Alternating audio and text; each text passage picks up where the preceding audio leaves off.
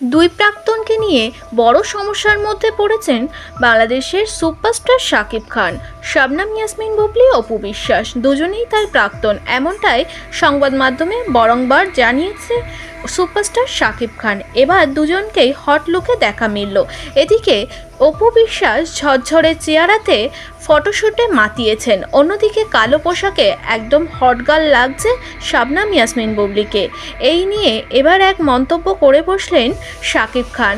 এক সংবাদ মাধ্যম থেকে শাকিবকে ফোন করা হয়েছিল, সেখানে নায়ককে জিজ্ঞাসা করা হয়েছে দুজনই তো দিন দিন সুন্দরী হয়ে উঠেছে, দুজনই প্রথম সারির নায়িকা, দুজনকেই ফিটনেস ধরে রাখতে হয়, তবু দুজনেই একজনকেই চায়, সে হলো শাকিব খান।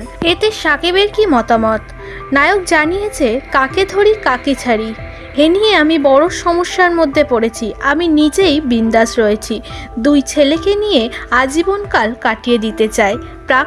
প্রাক্তনই থাকুক, যদি ভবিষ্যতে আমার জীবনে কেউ আসে তাহলে সকলেই জানতে পারবে।